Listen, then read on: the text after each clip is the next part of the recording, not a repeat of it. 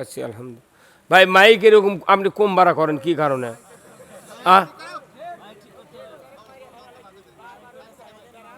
সবাই কি আবার করবেন নাকি পরবাতে আর একটা? তা আপনি একবার কোন কোনে সাউন্ড দেওয়া লাগবে, 1 টাকা ভাড়া পাবেন না তারা।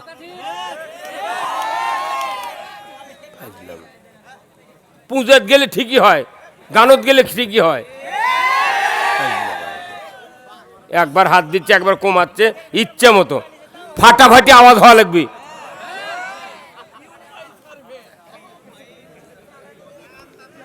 এ ভাই আপনারা একটু সামনে চাপে আসেন তো, এই জায়গাতে আসেন তো, যতই কষ্ট কাজে আসেন আপনারা। সামনে না এলে বক্তৃতা করে মজা নেই, এটা জনসভা নয়। ভাই না পেছনে হাঁটা লাগবে আপনাকে, আপনি চেয়ার লেখা সামনে দাঁড়িয়ে।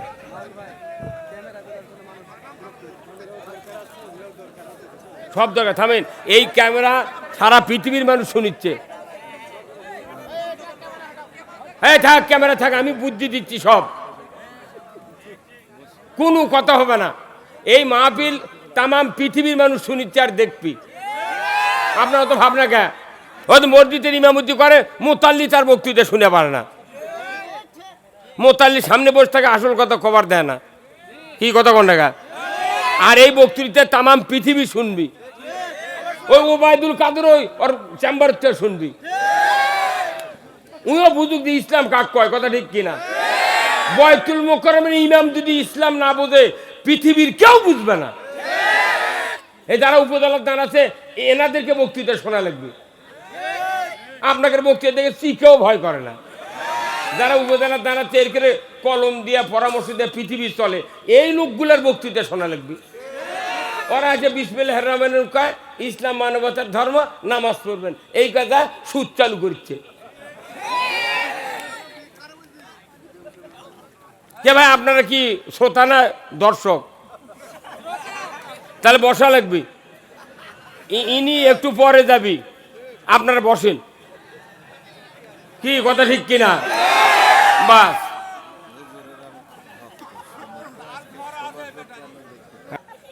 আপনারা শোনেন, আজকে যদি বাংলাদেশে এই মেম্বার থেকে শুরু করে প্রধানমন্ত্রী পর্যন্ত যত জনপ্রতিনিধি আছে, কথা ঠিক কিনা, যারা মানুষের ভোটে নির্বাচিত হন, এই লোকগুলি যদি রসুলকে সফল রাষ্ট্রনায়কের আদর্শ হিসেবে মেনে নিতে পারত, আমার দেশে সুদ চলতো না, আমার দেশে ঘুষ চলতো না, আমার দেশে জানা চলতো না, আমার দেশে দুর্নীতি চলতো না, আমার দেশে চুরি হতো না, আমার দেশে মসজিদগুলিতে জুতা চুরি হতো না।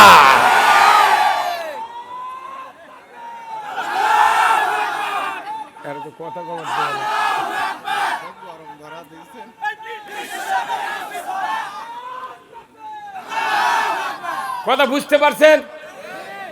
তাহলে এই রসুলকে যারা সফল রাষ্ট্রনায়ক হিসেবে মানতে নারাজ, তাতে মৌলবি হোক, ইমাম হোক, মুহতামিম হোক, বক্তা হোক, কারি সাহেব হোক, হাফেজ হোক, নেতা হোক, খ্যাতা হোক, রসুলকে সফল রাষ্ট্রনায়ক হিসেবে মানতে নারাজ, প্রকাশ্যে হোক মনে মনে হোক, আপনারা জেনে রাখবেন এর ইমান 15.5 আনা ফাঁকা, ওর ইমানও কিচ্ছু নেই।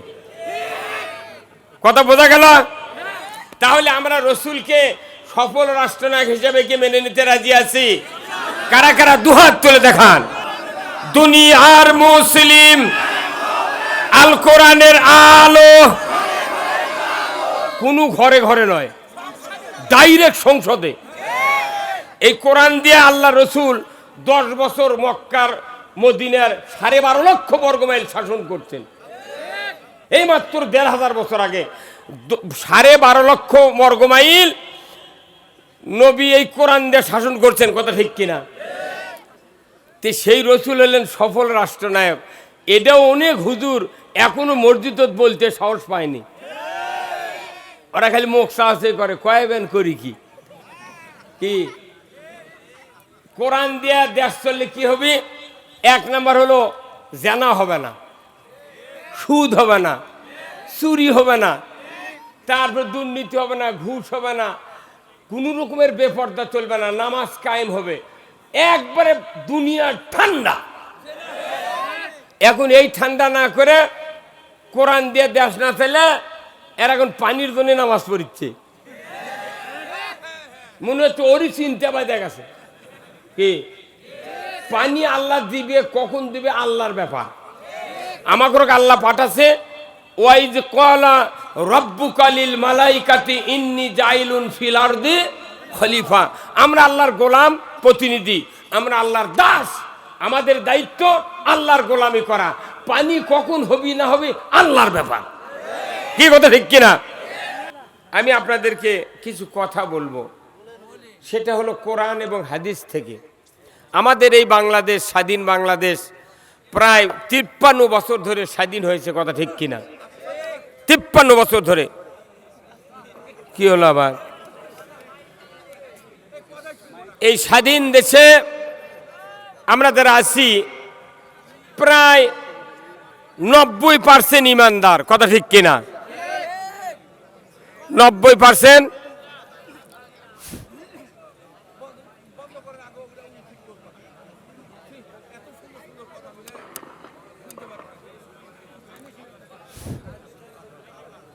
বেশি ভালো করবে লাগে আবার নষ্ট হলো রে। হ্যাঁ হ্যাঁ,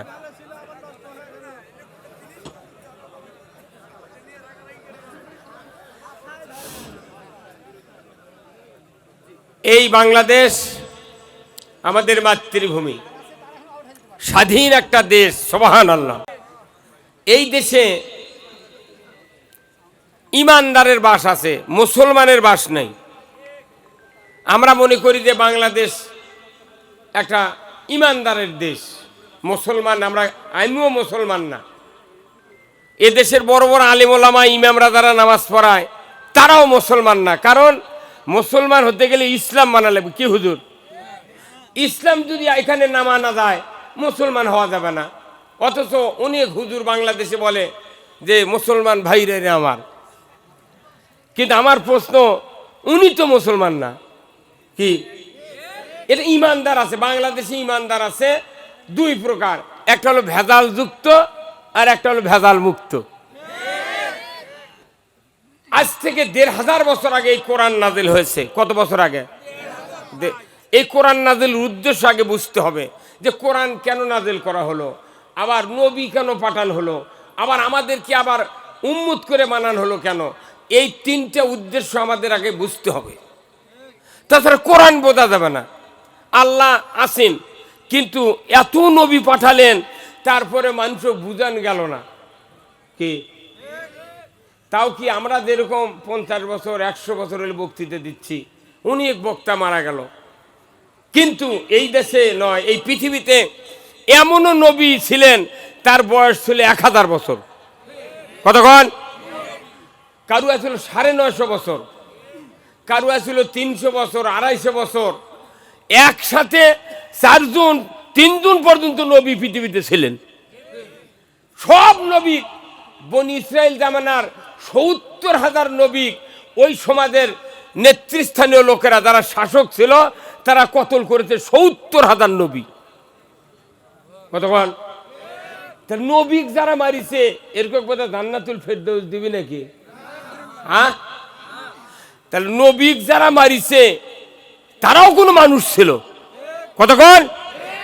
তাহলে এই কোরআন নাজিলের উদ্দেশ্য ওই লোকগুলি জানেনি, যার কারণে আজকে নবীদেরকে হত্যা করা হয়েছে। কোরআনের আগে যত সহিফা ছিল কি জন্য নাজিল করা হয়েছে তাদেরকে বুঝাতে গিয়েই নবীদের দুনিয়া থেকে বিদায় হওয়া লেগেছে। কথা ঠিক কিনা? আমি আপনাদেরকে বলতে চাচ্ছি যে কোরআন নাজিল হলো দুইটা উদ্দেশ্য নিয়ে। কয়টা? দুইটা। আজকে বাংলাদেশে নামাজের বক্তৃতা করে লাভ নাই, আছে? কতক্ষণ? পর্দার বক্তৃতা, সুদের বক্তৃতা, সোয়াবের বক্তৃতা, কোনো বক্তৃতা করে লাভ নাই। একটা বক্তৃতা করা লাগবে, যেই বক্তৃতা দিয়ে পুরা বাংলাদেশ জান্নাতে পরিণত হবে। কথা ঠিক কিনা? সেই বক্তৃতা আমি আপনাদের সামনে করতে চাই। কি শুনতে রাজি আছেন? আলহামদুলিল্লাহ। কি ভাই আবার কি কিছু হবে?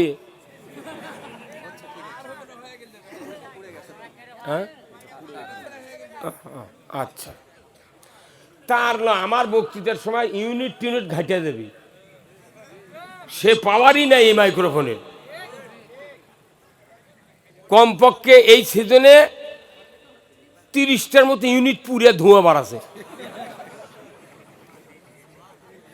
কথা বুঝে পারেননি, যারা বালানগরের মাহফিল গেছিল তারা বুঝে পারছে। আমি আপনাদেরকে বলি, এই কোরআন নাজিলের উদ্দেশ্য কয়টি?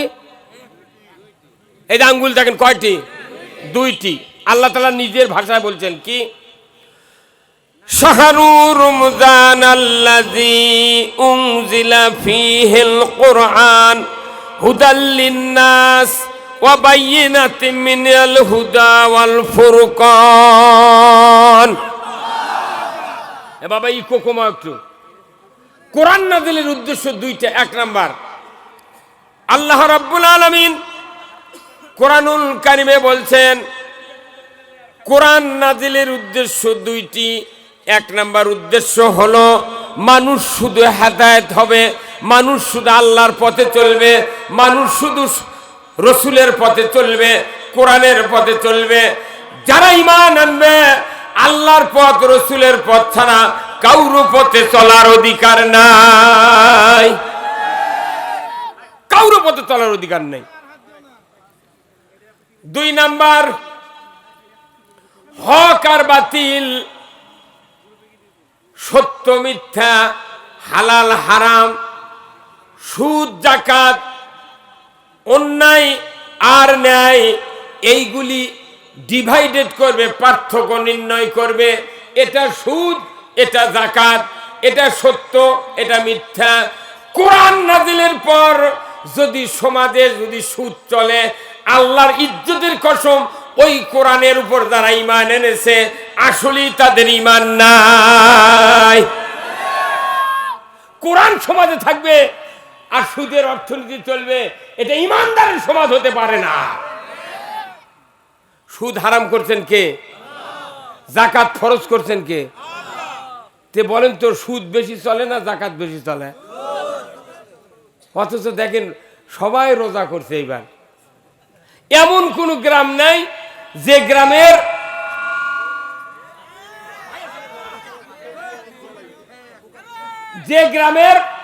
$15.5 আনা লোক কিস্তির সাথে জড়িত নেই।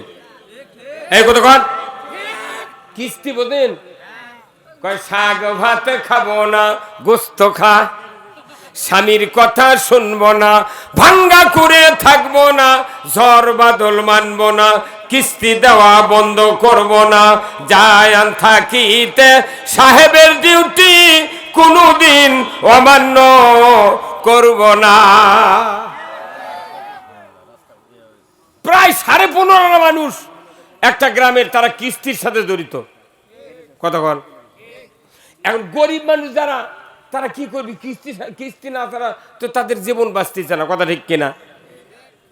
যাদের যাকাত খাওয়ার অধিকার আছে তাদেরকে যাকাত দেওয়া হচ্ছে না, যার কারণে এই গরিবগুলা যা কিস্তির সাথে জড়িত হচ্ছে। কি ভাই? তাহলে এই কিস্তি যখন চলিচ্ছে, মানে কি সুদের টাকা কেন চললো? এই সুদের টাকার জন্য গরিবের কোনো দায়বদ্ধতা নাই, এর দায়বদ্ধতা হলো রাষ্ট্রশক্তি আর ধনী মানুষ। এখন সুদ যদি চালু করা হয়, আল্লাহ কোরআনে বলছেন আহাল্লাল বাইয়া হারামার রেবা, ব্যবসা হালাল সুদ হারাম। এরপরও মানুষ সুদের অর্থনীতি মানতেছে। আল্লাহ তাআলা এমন এক ধমক দিয়ে বললেন, ইয়া আইয়ুহাল্লাযিনা আমানু লা তাকুলুর রিবা, ঈমানদাররা সুদ খায় না। ঈমান আনার পর যদি কেউ সুদ খায়, আল্লাহ যেহেতু নিষেধ করেছেন, কারণ কি? তুমি ঈমান এনে যদি সুদ খাও, তোমার ঈমান থাকবে। কবে কবে আর ঈমান চলে গেছে পদ্মা নদীর ভাইসে, উনি এখনো তুই মাঝে ঘুরতেছে। হ্যাঁ কথা বল। চৈত্র মাসে পাগড়ি বান্ধিছে, আবার আষাঢ় মাসে খুলিচ্ছে, অথচ কিস্তি নিয়ে ঘুরছে। কে? এই সুদও মানবেন, আবার নামাজও পড়বেন, এই বুদ্ধি কে দেশে? যে দেশে মসজিদের সামনে থেকে হুন্ডা চুরি হয়, সেই দেশে একটা দেশ হলো। আমার থানার এমপির বাড়ি, এমপির গ্রামের থেকে 6টা গরু চুরি হবে। টানছেন এমপি, তানসেন এমপির গ্রামের থেকে 6টা গরু চুরি হচ্ছে, তাও থানার ওসির চাকরি আছে। আমার মতো লোক যদি এমপি হতো, কারুর চাকরি থুতাম না। তোমরা মাটির মধ্যে থেকে মানুষ ধরো, হুজুর করুক ধরো, তোমার গরু চুরি হলে চোর ধরে পাও না গা।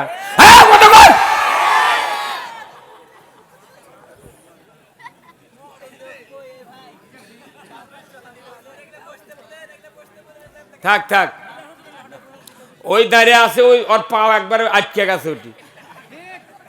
শোনেন, তাহলে কোরআন নাযিলের উদ্দেশ্য বুঝে পারছেন আপনি? একটা মানুষ খালি হেদায়েত হবি, কার পথে চলবে?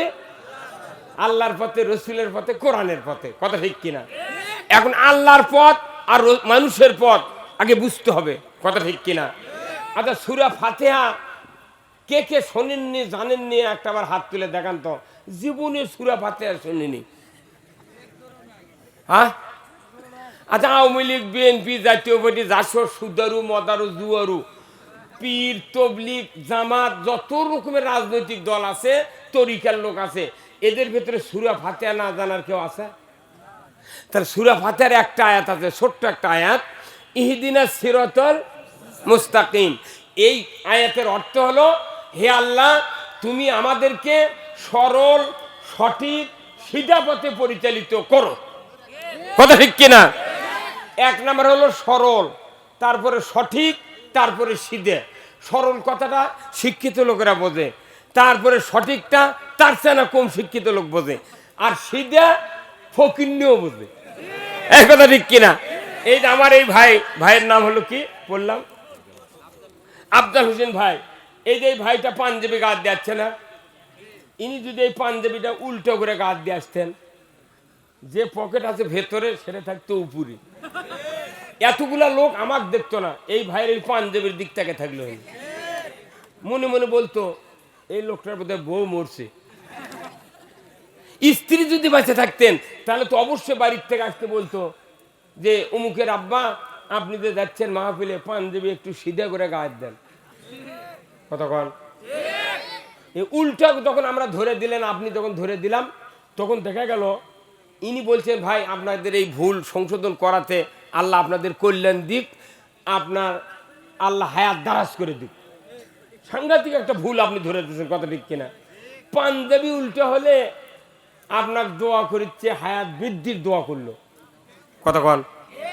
কিন্তু আল্লাহ কোরআনে বলছেন আল্লাহর পথ হলো সিধা আর মানুষের পথ হলো উল্টো। এখন আমরা যদি কোরআনের থেকে উল্টা পথের কথা ধরে দিই, তাহলে দেখা যাচ্ছে আমাকে ধরে জেলত তুলিচ্ছে। পাঞ্জাবি উল্টো কথা বলে ওই দোয়া করিচ্ছে, আবার করতে তুই জান্নাতে যা। কতক্ষণ? অথচ পথ উল্টো পথে চললে জিন্দেগিতে আল্লাহর জান্নাতে যাওয়া সম্ভব নয়। সিধা পথ কার? এই কোরআন হলো সিধা পথের কিতাব। কোন পথের? আপনি যদি সিধা পথে চলার সিদ্ধান্ত নেন, তাহলে কোরআন আপনার শুনে মধুর চেয়ে মিষ্টি লাগবে। আর যদি আপনি উল্টা পথে চলেন, কোরআন সিধা কথা শুনলে আপনার কলজা জ্বলবি। তাহলে এই কোরআন না শুনে বাড়ির যা পান থাকা, শুয়ে থাকা ভালো। কতক্ষণ? তাহলে আপনারা সিধা কথা শুনবেন? শুনবেন তো? তাহলে আসুন, আল্লাহ তাআলা কোরআনে বলছেন কি, কুল হাবিতু মিনহা জামিআ ফাইম্মা ইয়াতিয়ান্নাকুম মিন্নি হুদান ফামান তাবিয়া হুদায়া ফালা খাউফুন আলাইহিম ওয়ালা হুম ইয়াহজানুন। কোরআন শরীফ সূরা বাকারা আল্লাহ বলছেন, হে আদম বংশধর, তোমরা পৃথিবীর জমিনে নেমে যাও, মিন্নি হুদান, আমার তরফ থেকে যে হেদায়েত বাণী যাবে, ফামান তাবিয়া, যদি এতাত করতে পারো, ফালা খাউফুন, তোমাদের জন্য কোনো ভয় নাই, ওয়ালা হুম ইয়াহজানুন, তোমাদের জন্য কোনো দুশ্চিন্তার কারণ নাই। জোরে কোন সুবহানাল্লাহ। কোরআন মানলে, কোরআনের আনুগত্য করলে ভয় নাই, চিন্তা নাই, কার কথা? জোরে কোন। এটা বিশ্বাস হয়? তো বিশ্বাস যদি হয়, তাহলে বাংলাদেশের 12 আনা লোক নামাজ পড়ে না। বাংলাদেশে বক্তার বেটা বেনামাজি। কতক্ষণ? মসজিদের ইমামের বেটা ডবল বেনামাজি, মুয়াজ্জিনের বেটা রিডবল বেনামাজি, মোতাল্লির বেটা টিপুল বেনামাজি, হাজির বেটা অজুই জানে না। হ্যাঁ কতক্ষণ? তাহলে আল্লাহ বললেন আমার পক্ষ থেকে হেদায়েত বাণী যাবে, তোমরা যদি ফামান তাবিয়া এতাত করতে পারো ফালা খৌফুন, তোমাদের জন্য ভয় নাই। ব্যক্তিতে, পরিবারে, সমাজে, রাষ্ট্রে, অফিস আদালতে, কোর্ট কাছারিতে, অর্থনীতি, সমাজনীতি, রাজনীতি, জীবনের সকল ক্ষেত্রে কোনো ভয় থাকবে না, কোনো দুশ্চিন্তা থাকবে না। যেরকম আল্লাহু আকবার, এটা বিশ্বাস করতে হবে একজন ইমানদারের কথা। কি এখন কেউ যদি আনুগত্য না করে, কোরআন না মানে, বিশ্বাস না করে, তার জন্য পরে আয়াতে আল্লাহ তাআলা বলছেন কি, ওয়াল্লাযীনা কাফারু ওয়া কাযযাবু বিআয়াতিনা উলাইকা আসহাবুন নারি হুম ফিহা খালিদুন। যারা এই কোরআনের কথাকে অবিশ্বাস করবে, মিথ্যা মনে করবে, তারা জাহান্নামের আগুনের সাথী সঙ্গী হবে। নাউজুবিল্লাহ। কি সুদ বাদ দেন, নামাজ আদায় করেন, চুরি বন্ধ করেন, জানা বন্ধ করেন, মোবাইলে আর এক মহিলার মিস কল দেওয়া বন্ধ করেন, তাহলে তো নাউজুবিল্লাহ পড়া লাগে না। কি হুজুর? তাহলে আপনি যদি কোরআন বুঝতে চান, এই দুটো আয়াত আগে বুঝতে হবে। এই দুটো আয়াত হলো নৈবেত্তিক হারে, যেরকম বাংলাদেশে সৃজনশীল আর নৈবেত্তিকের পরীক্ষা হয় না ভাই, বাংলাদেশের ছাত্রকে তো পড়া লাগে না, আন্দাজে যদি 22টার মধ্যে 13টা ঠিক চিহ্ন দেয়, তার 11টাই ঠিক। এই যে হুজুর আছে বসে, যে নৈবেত্তিকের পড়া লাগে না, আন্দাজে ঠিক চিহ্ন দিয়েছে, 11টাই ঠিক। কতক্ষণ? তাহলে আল্লাহ কোরআনে এই নৈবেত্তিকের প্রশ্ন দুটো করছেন। একবারে নৈবেত্তিক হলো কি, যে কোরআন মানলে জান্নাতি, না মানলে জাহান্নামি। কার কথা? তাই এখানে যতগুলো লোক আছেন আপনারা আমার সামনে, আমি 5 টাকার একটা খাতা, 5 টাকার একটা বল পেন হাতে হাতে দিলাম। আপনাদের যদি বলি ভাই কোরআন মানলে জান্নাতি 1 নম্বর প্রশ্ন, 2 নম্বর প্রশ্ন না মানলে জাহান্নামি, এই দুটা প্রশ্ন আপনারা লেখেন। আপনারা লিখতে পারবেন না? লেখার পর যদি আমি বলি আপনারা টিক চিহ্ন দেন, কোনটা আপনারা টিক চিহ্ন দিবেন দেখেন, লেখেন। আপনারা কয় নম্বরের টিক চিহ্ন দিবেন? কথা বুঝতে পারেন না? একটা প্রশ্ন কোরআন মানলে জান্নাতি, আর একটা প্রশ্ন না মানলে জাহান্নামী, কোনটা ঠিক চিহ্ন দেবেন? হ্যাঁ, কেউ কইতে দুটেতে দেবে। কি কি 1 নাম্বার বলেন, 1 নাম্বারও ঠিক দেব। তাহলে এই এতগুলা লোক, এটিদের 6000 লোক আছেন আপনারা, তাহলে 5 মিনিট লাগবে না, 3 মিনিটের মধ্যে আপনার সব মানুষ কোরআনের পক্ষে আলেন। কথা ঠিক কিনা? আচ্ছা, আপনারা যার যার মতো বাড়িতে গেলেন, অবশ্যই বাড়ির 7 জন 5 জন সদস্য আছে না? সবার হাতে হাতে আবার খাতা দিলেন, কলম দিলেন। বাবা আজকে সন্ধ্যার সময় তোমাকে পরীক্ষা হবে, লেখো তো কোরআন মানলে জান্নাতি, না মানলে জাহান্নামী, 2টা প্রশ্ন, তোমরা কোনটা ঠিক চিহ্ন দিবে দাও। আপনার বাড়িতে শুক্রবারে নামাজ পড়ারও না পড়ারও লোক থাকে, উই 1 নম্বর টিক দিবি। কি ভাই কথাকে? উই কবিতা না কোরআন মানলে জান্নাতি গেল। তাহলে এই বাংলাদেশের যত সভা সমিতি হয়, প্রত্যেকটা শ্রোতা যদি তার বাড়ির যায় এরকম রিটেল পরীক্ষা নিত, তাহলে বাংলাদেশে এত ওয়াজ করা লাগতো। এই ধরুন, আচ্ছা, চেয়ারম্যান আছে ইউনিয়ন বোর্ডত, 9টা হলো পুরুষ মেম্বার, 3টা হলো মহিলা, চেয়ারম্যান একজন, তাহলে কয়জন হলো? 13 জন। একদিনও গুণে ঠিক করেননি। 13 জন মানুষ সচিবক দিয়ে যে খাতা প্রশ্ন কলম দিয়ে বলে, এই চেয়ারম্যান সাহেব বলে, এইবারে মেম্বার আপনারা লেখেন তো কোরআন মানলে জান্নাতি, না মানলে জাহান্নামী, কোনটা ঠিক শুনে দিবেন। যে মেম্বার 6 মাসের মধ্যে অজু করেনি, ইও ঠিক চিহ্ন দিবে 1 নম্বরত। হ্যাঁ কতক্ষণ দেখা? সংসদে এমপি আছে 300 জন, কতজন? ওখানে আপনার স্পিকারের মাধ্যমে খাতা কলম দেওয়া হলো। প্রধানমন্ত্রী যদি বলে, এমপি সাহেব আপনারা যারা আছেন কোরআন মানলে জান্নাতি, না মানলে জাহান্নামী, লেখেন তো কোনটা ঠিক চিহ্ন দিবেন দেন। তাগুলা মুরাদও 1 নম্বরও ঠিক চিহ্ন দিবি। কি? তাহলে এই বাংলাদেশের সকল মানুষ কোরআনের পক্ষে আসতে 5 মিনিটও লাগলো না। এরই জন্যে বাংলাদেশে বক্তৃতা করতে করতে বক্তার তালুয়া ফাটে যাচ্ছে, জিভে ফাটে যাচ্ছে, হায়াত শ্বাস গুঁড়ো হয়ে যাচ্ছে। ওরকে মনে ওরা ভোট নিয়ে ক্ষমতা দিচ্ছে, আমাকে করতে তুই খালি বক্তৃতা দিতে থাক, জানাজা করবো, আমাকে জন্য দোয়া করবো, যে প্রকারই হোক জান্নাত তো দিতেই হবে। আর আমার মতো মরদ আমার এলাকাত বলেছি, তোরা আমাকে কোরআনের কথা খবর দেবো না, কোরআনের আইন চাবো না, আর জানাজা করলে তুই দোয়া করবার করছো, খালি আল্লাহ আকবরকে দাঁড়িয়ে থাকবো, মুখ লড়ামো, একটা দোয়া হবে না, ফাটা বাটা মোর করে ফাটা।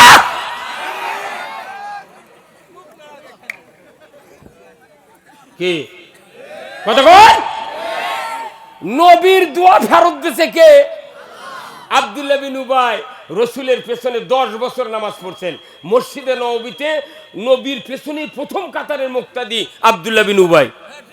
রসুলের জুব্বা দিয়ে কাপড় পরাছে, রসুল নিজে জানাজার ইমাম সাজিয়েছে, দোয়া করেছে হাত তুলে, আল্লাহ এই আব্দুল্লাহ বিন উবাইকে মাফ করে দাও, মাফ করে দাও, মাফ করে দাও। ইমান এনেছিল ঠিক, কিন্তু আমার সাথে খালি নামাজ পড়ছে আর তলে তলে আবুদুলের সাথে যুক্তি বুদ্ধি করছে। তখনই আল্লাহ সূরা তৌবার 80 নম্বর আয়াত নাযিল করে দিয়ে বলছে, 70 মাররাতান, 70 বার যদি দোয়া করো রসুল, তোমার দোয়া কবুল করা হবে না। নবীর দোয়া যেখানে কবুল হয়নি, আর আমাকে 8 মুন্সির দোয়া কবুল হবে? এই 5 জনের থেকে ভোটের টাকা খাচ্ছে। হ্যাঁ কত কর? 5 চেয়ারম্যানের থেকে ভোটের টাকা খায়া ওই জুম্মার দাওয়াত থেকে বোধ করছে, রব্বানা আতিনা ফিদ দুনিয়া। কি ভাই ময়না, এখন আসেন, কাম টু মাই পয়েন্টে আসেন। এখন আমার ভাইয়েরা, আজ থেকে 1500 বছর আগে আল্লাহর নবী যেদিন মদিনার মসনদে বসে কোরআন দিয়া 12.5 লক্ষ বর্গমাইল শাসন শুরু করলেন, ওই সময় রসুলের চেয়ে ভালো মোত্তাকি পৃথিবীর পূর্ব থেকে পশ্চিম, উত্তর থেকে দক্ষিণের ভেতরে একজন মানুষও রসুলের চেয়ে ভালো মোত্তাকি কেউ ছিলেন না, কেউ ছিলেন না। তাহলে ওই সময় 1 নম্বর মোত্তাকি কে ছিলেন? রসুল। কোনকে? রসুল ছিলেন। রসুল 10টি বছর মদিনার রাষ্ট্র চালালেন। রসুল তার হাদিসের ভাষায় বললেন, খয়রুল কুরুনি কারনি সুম্মাল্লাযিনা ইয়ালুনাহুম সুম্মাল্লাযিনা ইয়ালুনাহুম। আমার ভাইয়েরা, যারা মসজিদে খতিবগিরি করেন, বারবার প্রতিদিন একই কথা রসুলের মুখের বাণী আমরা মুক্তাদেরকে শোনাই, মুক্তাদিরা কান পেতে শোনে।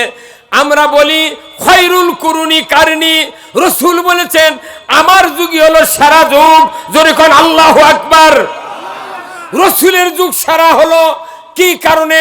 রসুলের যুগের সময় সুদ ছিল না, ঘুষ ছিল না, দুর্নীতি ছিল না, চুরি ছিল না, জেনা ছিল না, রাহাজানি ছিল না, কোনো অত্যাচার নির্যাতন, কোনো রকমের অপকাজ পৃথিবীর জমিনে হতে পারে নাই যতদিন রসুল মদিনার প্রেসিডেন্ট ছিলেন। জোরে বলুন ঠিক কিনা?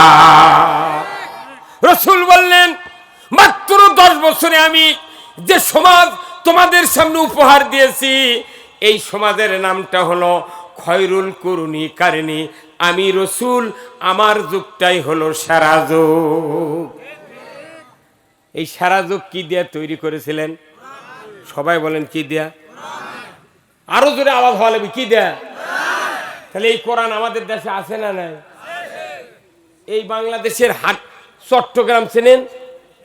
চট্টগ্রাম হাটহাজারীর মাদ্রাসা আছে, বুঝছেন? ওখানে 72,000 কপি কোরআন আছে এই মাদ্রাসার। এত ছাত্র, 72,000 কপি।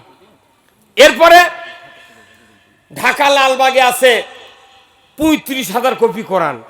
জামিল মাদ্রাসা বগুড়াতে আছে 22,000 কপি কোরআন। এত ছাত্র আছে। বাংলাদেশে 5 লক্ষের মতো মসজিদ আছে, একে ছোট মসজিদে তাও 10 কপি কোরআন আছে। কথা ঠিক কিনা? আর বয়তুল মোকাররমে আছে কয়েক হাজার।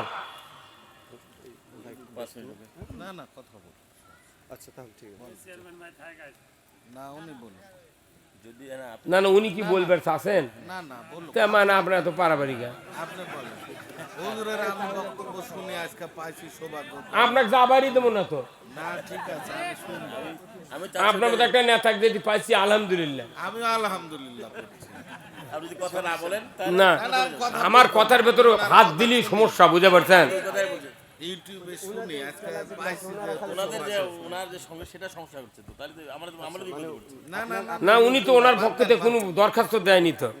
ভাই শুনুন, ভাই শোনেন তো রে, আপনি আপনি কি ভোট, আপনার 2 ঘন্টা বললে আপনি কি শুনাই যাবে। ভোট দাঁড়াবেন? আপনার বক্তব্য ভোট যদি দাঁড়াতে আমি আপনাকে ভোট এটি করে দিতে চলে যাবো। আপনার বক্তব্য দেন। আমার সব এই ভাই, মামুল আপনি থামেন তো রে। আমি কথা বলছি না হুজুর, ওনার বক্তব্য শুনবো। আপনার ছেলে পেলে আমাকে খালি বারবার না না, ওনারা যাদের সমস্যা থাকবে ওনারা চলে যায়। যাদের সমস্যা থাকবে ওনাদেরকে চলে যায়। আচ্ছা ঠিক আছে, হেমদার ফাইন ফাইন। ওদের কাজ শেষ, সবাই চলে যেতে বলুন। শোনেন, যারা আপনার সবর সঙ্গে আসেন এই কোরআনের মাহফিল, কেউ যদি 1 ঘন্টা দাঁড়িয়ে থেকে হোক বসে থেকে হোক সময় দেয় 1 ঘন্টা, তাহলে 60 বছর নফল ইবাদতের চেয়ে উত্তম সওয়াব। আপনি এখানে যদি বসে থেকে দাঁড়িয়ে শুনবেন না পারেন, আপনি আপনি জুম্মার যা 2 রাকাত নামাজ পড়ে দৌড় কি আপনি লাভটা কি? এই 1 ঘন্টা শুনে যদি আপনি 60 বছর নফল ইবাদতের সওয়াব পান, আল্লাহ যদি এটাই কবুল করে কিয়ামত দিন জান্নাত দেবেন কি? তাহলে এই ভাই যদি শোনে, এনার আবার 120 বছরের সওয়াব হবে, কারণ ইনি হলেন সমাজের নেতা। যে মানুষটা রসুলের কাল্লা কাটতে গেলেন, সেই মানুষটা নবীর বক্তব্য 10 বছর শোনার পর অর্ধেকটা পৃথিবীর রাজত্ব চালাছেন। আর আমার দেশে মসজিদে 70 বছর হলে বুড়া নামাজ পড়ে, ওই মেম্বার হওয়ার পারে না। তার মানে রসুলের মতো বক্তৃতা আমরা ইমামরা দিতে পারি না, সাহাবীদের মতো কান দিয়ে আমরা শুনতে পারি না। আমি আপনাদেরকে কোরআন বুঝাবো, কে দেশ চালাবি চালাক। পরে এই ভাইয়ের কাছ থেকে আমি কিছু কথা শুনবো, সেই কথাগুলো আপনারা শুনে আমি চাচ্ছি এইগুলা ছাত্র যাতে ট্যানেল ফুলে আপনারা বৃত্তি পান। আমি আপনার রোগ নিয়ে থেকে জান্নাতের গেটের দাঁড়িয়ে থবো, ইচ্ছা করলে ঢুকতেও পারেন, ব্যাক করে চাপারও পারেন। আমার এনাও ঠাকা নেই। কি কথা কোন টাকা কথা আমাকে একটু বললি আমার একটা সমস্যা। মনে করেন আমি যখন কথা শুরু করছি, হাজার হাজার কল আমার মাথা দাঁড়িয়েছে, আমার খালি বলা লেগেছে ওয়েটিংয়ে থাকো, তাই না? তাহলে আমি কি কথা বলছিলাম?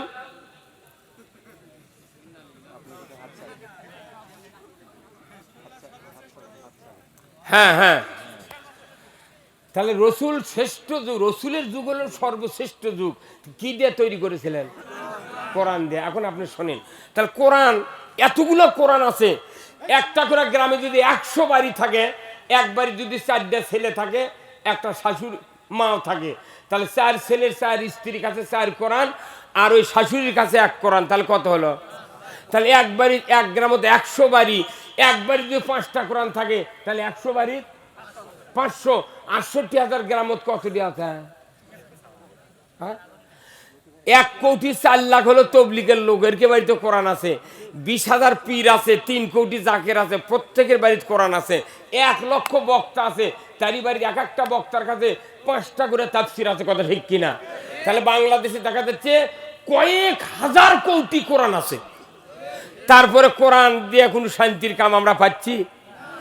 এত কোরআন ঘরে ঘরে থেকে লাভ হচ্ছে না।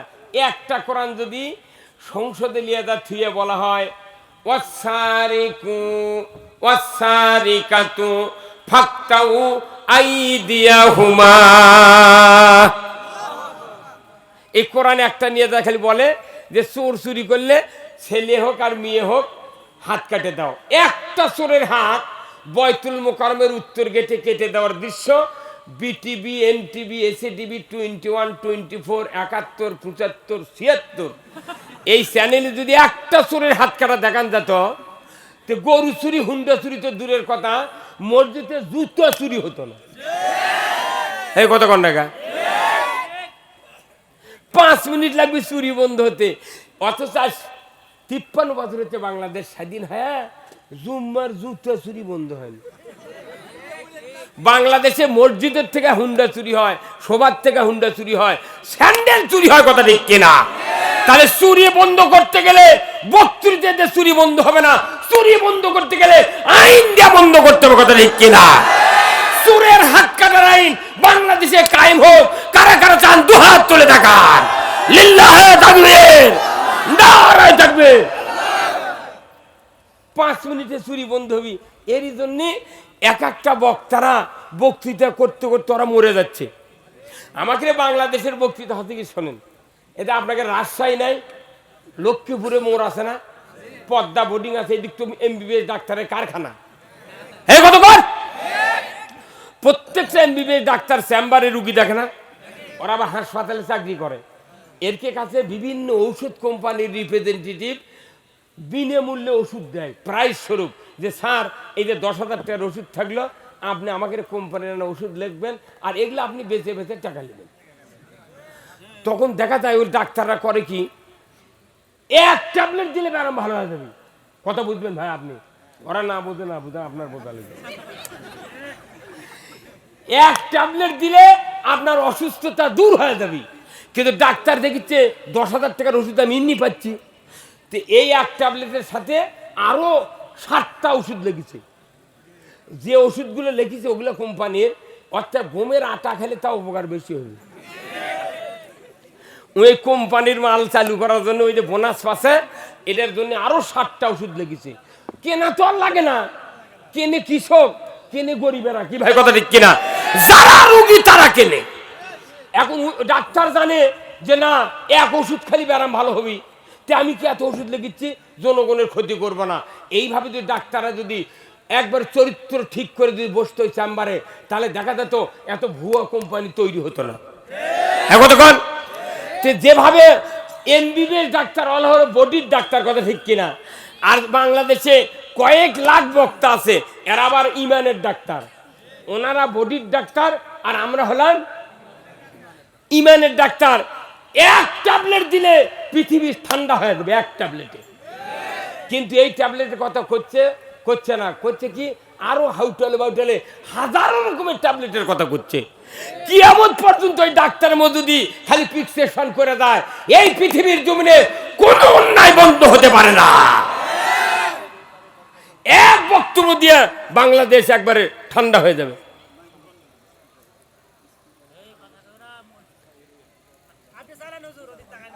না, উনি আমারটাই বলেছে যে মুখ একবার ওর সাথে লেগে দিয়ে কথা কওয়া লাগবে। আমার কোনদিন টাকান হবে না। আপনাকে কানের পাওয়ার হচ্ছে, আমার কানের পাওয়ার বেশি। কথা বলেন নে। এখন যে মাইক্রোফোন দিছে 2.5 ইঞ্চি দূরে থেকে কলেটা নিচ্ছে না, তাহলে আমার সব দিকে কথা বলা লাগবে। কথা ঠিক কিনা? তাহলে আমাকে একটু দড়ি দিয়ে বান্ধে থ।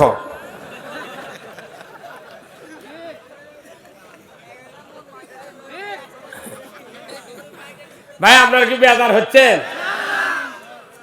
তাহলে শোনেন, এক বক্তৃতা দিয়ে তাম বাংলাদেশ নয় পৃথিবী ঠান্ডা করে দিলেন সুলাইমান আলাইহিস সালাম, পৃথিবী ঠান্ডা করেছিলেন জুলকারনাইন, পৃথিবী আবার অশান্তিতে পরিণত করেছিল বাদশা নমরুদ, বক্তে নসর বলে ঠিক কিনা? যে পৃথিবী অরাজক সৃষ্টি হয়েছিল, সেই পৃথিবীতে অর্ধেকটা পৃথিবী এক উমর ফারুক শাসন করেছিলেন 10 বছর।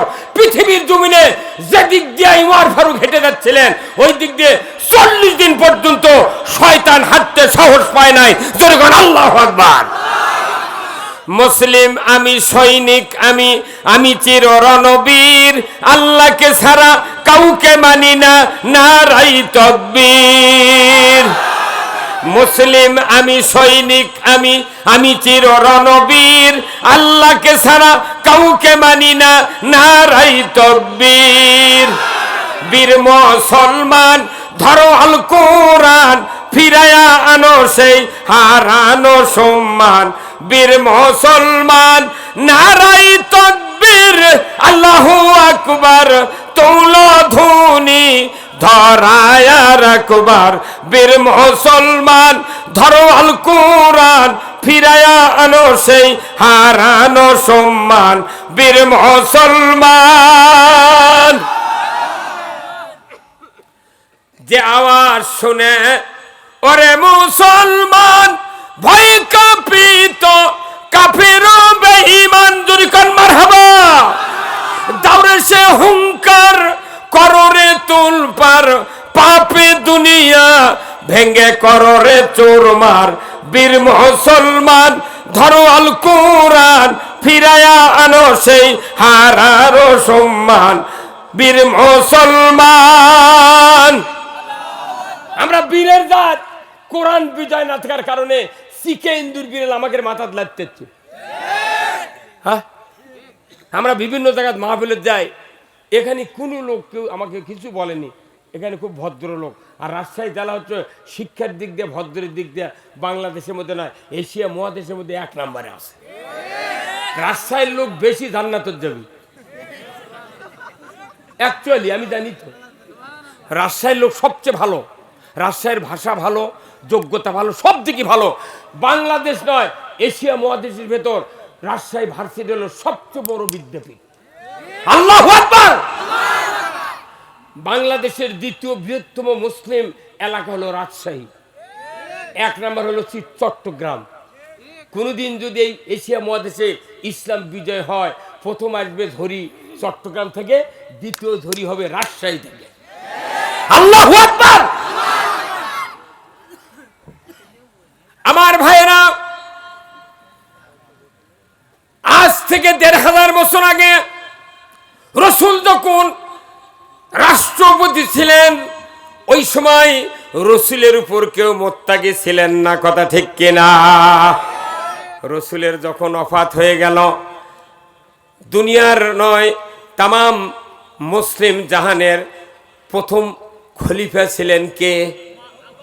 আবু বকর। খালি আবু বকর করলে হবে না, আবু বকর সিদ্দিক রাদিয়াল্লাহু তাআলা আনহু, ধরে বলুন ঠিক কিনা? মুসলিম জাহানের 1 নম্বর খলিফা উনি। উনি যখন রাষ্ট্রপ্রধানের দায়িত্ব নিলেন, উনি সুন্দর দেহের অধিকারী ছিলেন, নাদুস নদুর শরীরটা ছিল সেই রকম। কিন্তু যখন রাষ্ট্রপতির চেয়ারে বসলেন, আস্তে আস্তে তার দেহটা শুকিয়ে যায়, আস্তে আস্তে শুকিয়ে যায়।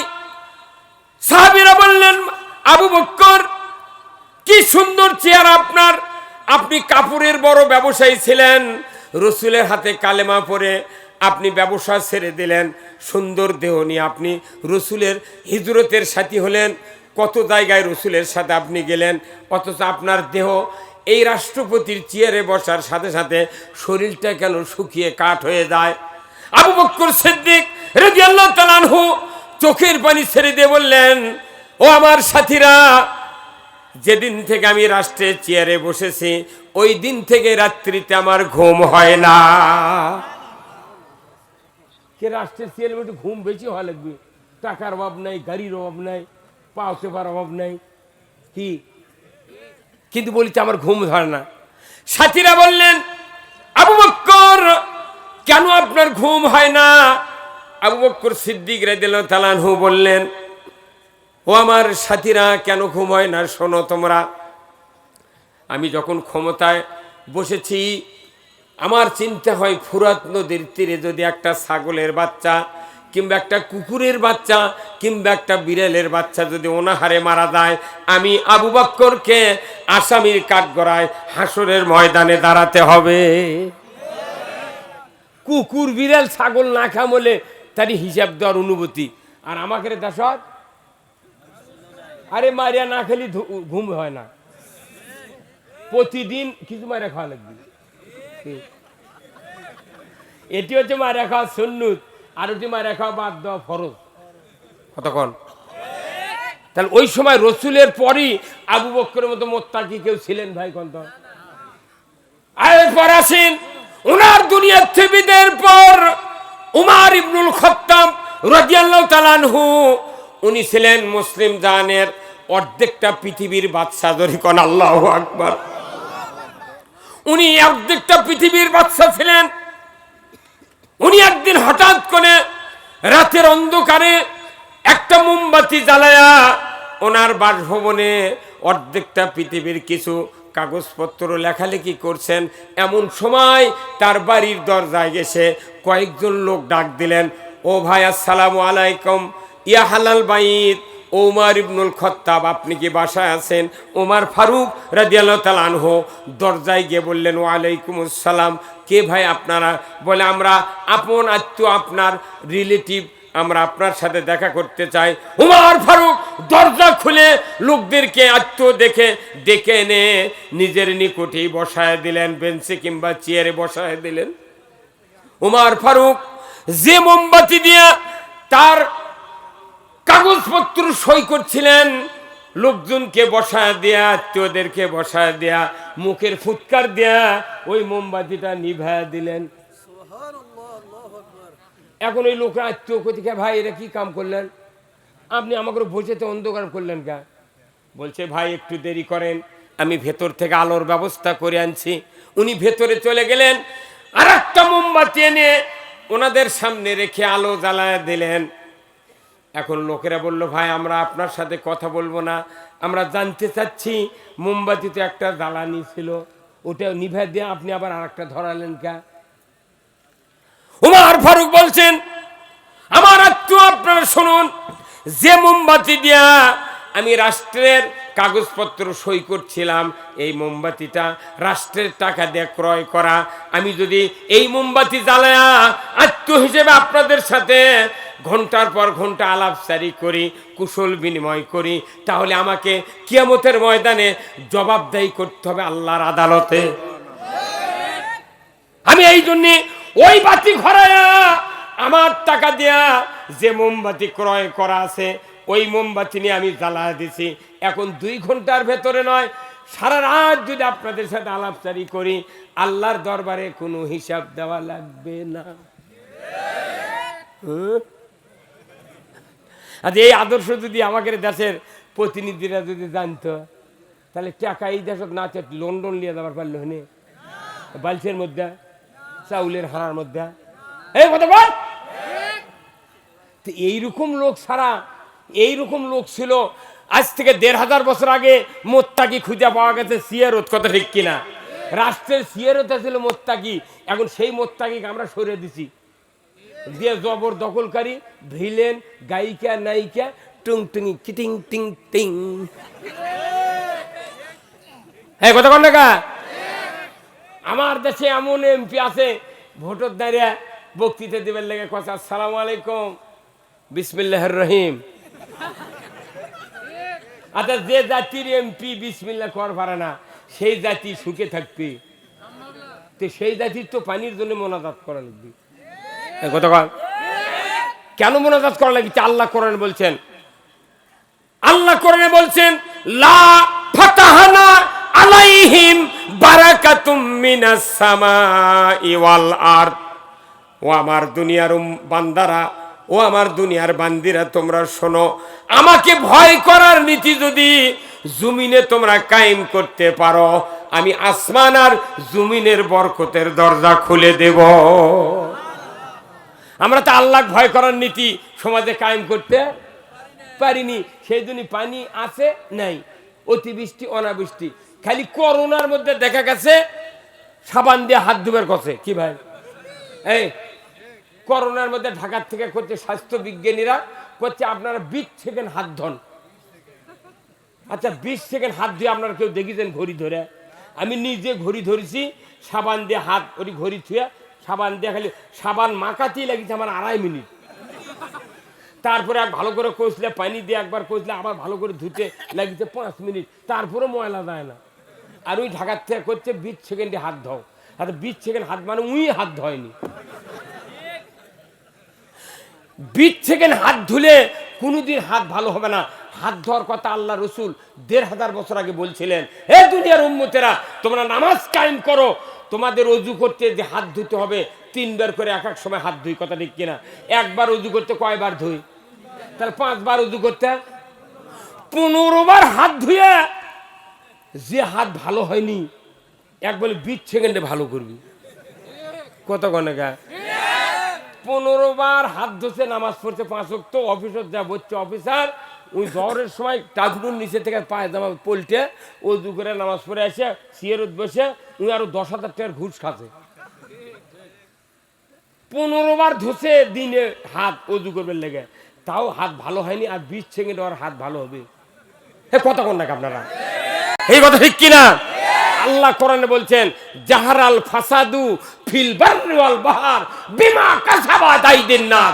জলে স্থলে যা কিছু ঘটে বান্দা, যদি তোমাদের দুই হাতে করা কাজের ফল হবে এইগুলি। আমাদের সমাজে অতিবৃষ্টি, অনাবৃষ্টি, সাইক্লোন, বন্যা, ঝোড়ো হাওয়া, কাল বৈশাখী যত কিছু হচ্ছে সব আমাদের হাতের গড়া। আল্লাহ বলছেন হাত ঠিক দুনিয়া ঠিক, হাত খারাপ দুনিয়া খারাপ। সবচেয়ে হাতের কাজ কি? ভোটের দিন। ভোটের দিন বাম হাতে থাকবে ব্যালট, ডান হাতে থাকবে সিল, তিন দিকে সালার বেড়া, একদিকে দুয়ার। এমন জায়গায় মার মুকিল, হয় ভালো হবি নয় মন্দ হবি। কথা কয় তে হাত আমাকে কারু ভালো নাই, কারু ভালো নাই। এই হাত দিয়ে আমরা সুদের টাকা দিচ্ছি। আপনারা যারা কিস্তি নিয়েছেন তারা মন খারাপ করবেন না। গরিবের অধিকার, তাদের জীবন, 5টা অধিকার আল্লাহ কোরআনে দিয়েছেন: খাদ্য, বস্ত্র, চিকিৎসা, শিক্ষা, বাসস্থান। এই 5টা গ্যারান্টি কোরআনে আল্লাহ বলছেন এটা রাষ্ট্র শক্তির জনগণকে দিতে হবে। আল্লাহু আকবার। এখন এই অধিকার দেওয়ার পর আপনি হাত যদি অন্যায় করেন, হাত কাটে দেওয়ার কথা কে বলছে? তো এক চোরের হাত কেটে আপনার সমস্যা কি? তখন এই ঢাকার থেকে হচ্ছে এটা মধ্যযুগীয় বড় বড় তার কাজ। তার মানে হাত কাটলে তাহলে ওরই হাত তো আগে কাটবি।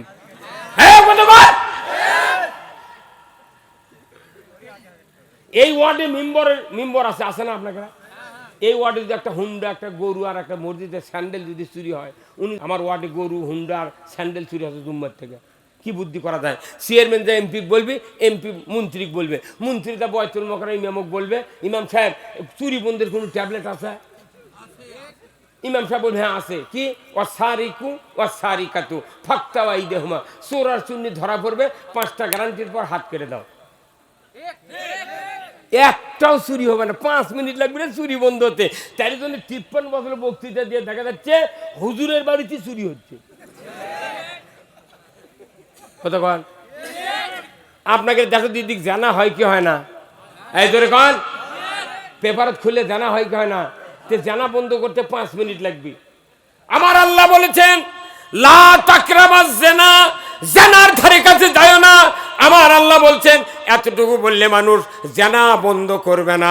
অতএব আল্লাহ বলছেন ও দুনিয়ার শাসকেরা, ও দুনিয়ার রাষ্ট্রপতি, ও দুনিয়ার যারা বিচারক আছো, তোমরা যদি জেনার সঙ্গে সারে আইন যদি সমাজে কায়েম করো, একটা জেনাকারিনী, একটা জেনাকার পুরুষকে কোমর পর্যন্ত মাটির ভেতরে গেড়ে দেয়া, মহিলাকে সিনা পর্যন্ত গেড়ে দেয়া, পঞ্চগড়ের পাথর কিংবা পিকেট ইট দেয়া, ওই হাড্ডি গুড্ডি মাটির সাথে যদি পাথর মেরে ইট মেরে যদি মিশিয়ে দেওয়ার দৃশ্য ডিসেল লাইনে দেখানো হতো, বুড়া বুড়ি, সরাসরি, চ্যাংরা চেংড়ি, যুবক যুবতী, ম্যাডাম শিক্ষক, চেয়ারম্যান ভাইস চেয়ারম্যান আর যুবতী যুবক, জানা করো তো দূরের কথা, জিন্দিগিতে মিস কল কেউ আমরা দিতাম না।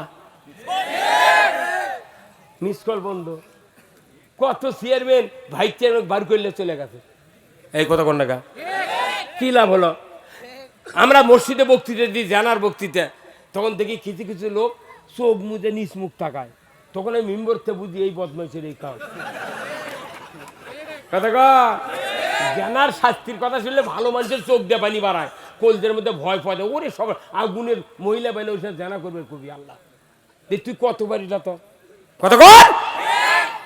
এই বক্তৃতা শুনে যারা জানা করে মসজিদের দেখবেন ইমামরা লক্ষ্য করে, ওরা চোখ মুজে নিচ মুখ তাকায়। তখন আমি চিন্তা করি এই ব্যাটার এই কাম।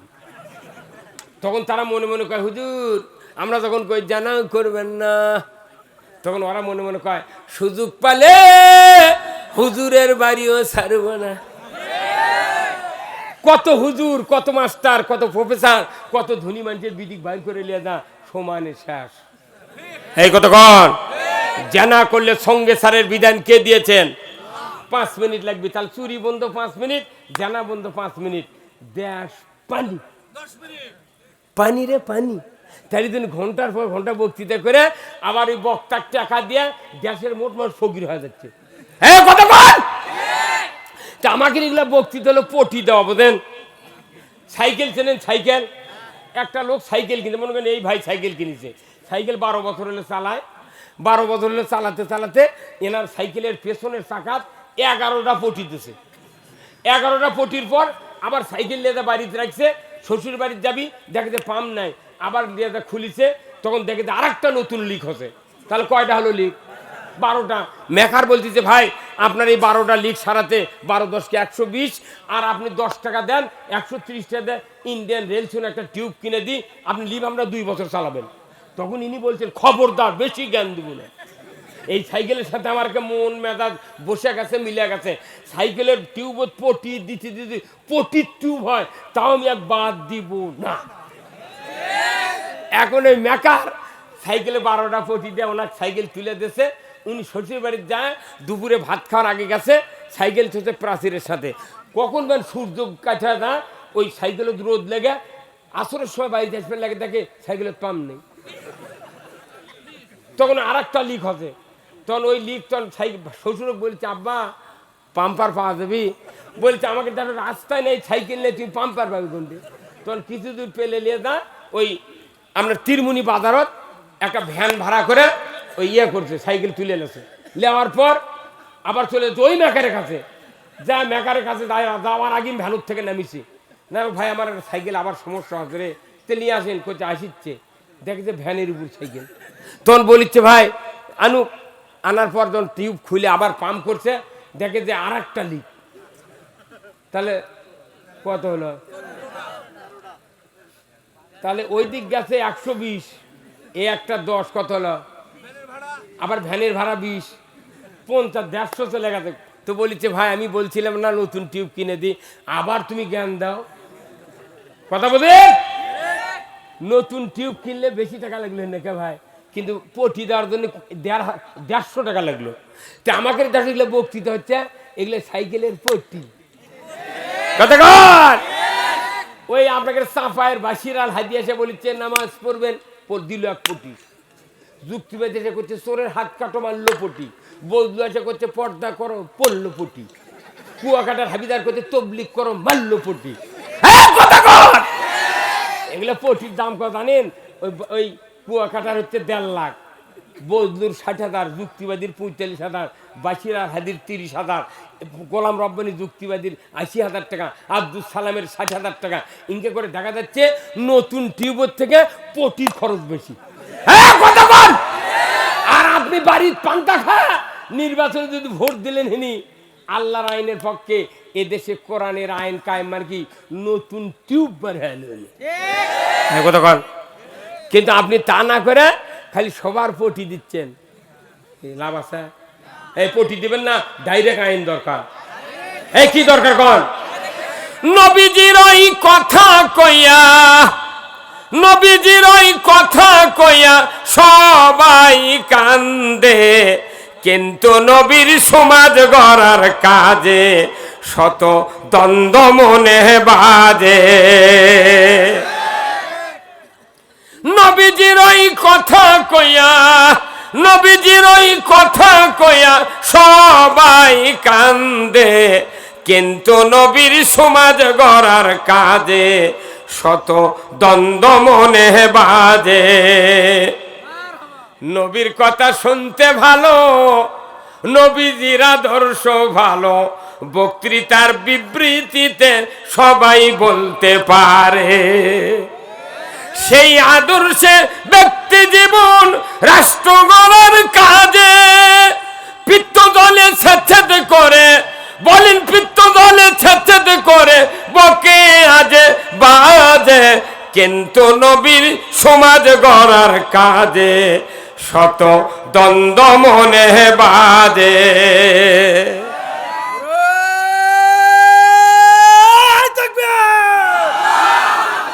আল কুরআনের আলো সংসদে জালে, আল হাদিসের আলো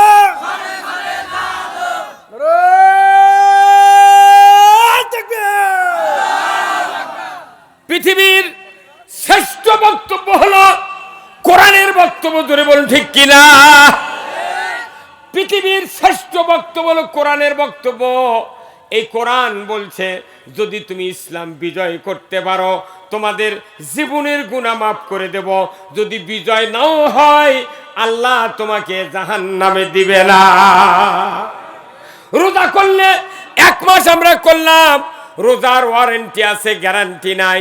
আমার আল্লাহ বলেছেন যে রোজা তোমাদের উপর ফরজ করা হয়েছে লাআল্লাকুম তাত্তাকুন, সম্ভবত তোমরা মুত্তাকি হতে পারবা। দুঃখের বিষয়, বাংলাদেশে 7 কোটি পুরুষ রমজানের রোজা করে, কিন্তু 12 কোটি মহিলা রমজানের ঈদের বাজার করে টাউন বন্দরে গিয়া।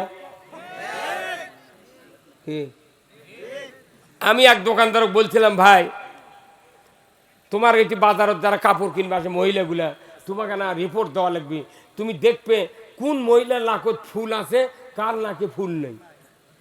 কোথায় আপনি শুনে কি লাভ, কারণ আমার কাজ আছে। যে যার নাকত ফুল নেই বুঝবে এই বিধবে, আর যার নাকত ফুল আছে বুঝবে আর স্বামী আছে। কথা ঠিক কিনা? তাহলে স্বামী যার আছে, এটা রিপোর্ট আমাকে ঈদের একদিন আগে রিপোর্ট দিয়েছে যে হুজুর কোনো দিন একটা লাখত ফুল নাই এমন একটাও লোক আমি পাইনি, খালি কটকটে লাখের ফুল। তার মানে এদের স্বামী আছে। স্বামী বেঁচে থাকলো আর মেয়ে এমন বাজার করলো, তাহলে উইও রোজাদার আর বউ রোজাদার, তাহলে ওই ক্যাঙ্কা মোত্তাকি হতে মুত্তাকি হতে গেলে অরিজিনাল মুত্তাকি হওয়া লাগবে। আর এই মুত্তাকি হওয়ার জন্য আল্লাহর রাসূল বলেছেন পৃথিবীর মানুষেরা মুত্তাকি শুধু নামাজ রোজা হজ জাকাত করলেই মুত্তাকি হওয়া যায় না। সবচেয়ে বড় মুত্তাকি হলো যারা আল্লাহর আইন মানার জন্য চেষ্টা করে। জোরে বলুন ঠিক কিনা? আমার আল্লাহ কোরআনে বলছেন, ইয়া আইয়ুহাল্লাযীনা আমানু হাল আদুল্লুকুম আলা তিজারাতিন তুনজিকুম মিন আযাবিন আলীম। ও দুনিয়ার ইমানদারেরা, তোমাদেরকে আমি এমন একটা ব্যবসার কথা বলে দেব না যে ব্যবসা কঠিন যন্ত্রণাদায়ক আযাব থেকে নাজাত দেবে। সেই ব্যবসাটা হলো তুমিনুনা বিল্লাহ, আল্লাহর উপর ঈমান, ওয়া রাসূলিহি, রাসূলের উপর ঈমান, ওয়া তুজাহিদুনা ফি সাবিলিল্লাহ, আল্লাহর দ্বীন বিজয়ের জন্য সংগ্রাম করা, প্রচেষ্টা করা, বিআমওয়ালিকুম ওয়া আনফুসিকুম, তোমাদের জান আর মাল দ্বারা, যালিকুম খায়রুল লাকুম, এটা উত্তম কাজ, ইন কুনতুম তা'লামুন, যদি তোমরা বোঝো।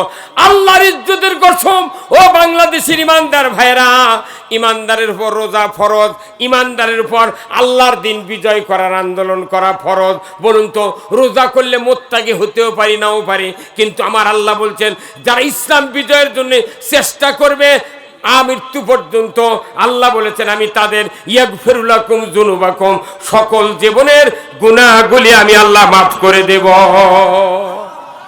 সব গুনাহ মাফ। আল্লাহু আকবার। আপনার আমার যদি অপরাধ থাকে, এই অপরাধের কারণে আল্লাহ জাহান্নামে দেবে না। আর আপনার জায়গায় নিয়ে আপনার ছবি যে তুমি এই অপরাধ করছিলে কেন, তোমার তো মোট গুনাহ মাফ করে দিলাম, তুমি কেন অপরাধ করছো? কথা ঠিক কিনা? এই ইসলাম বিজয়ের কাজ করলে আপনার জীবনের গুনাহ মাফ করবে কে?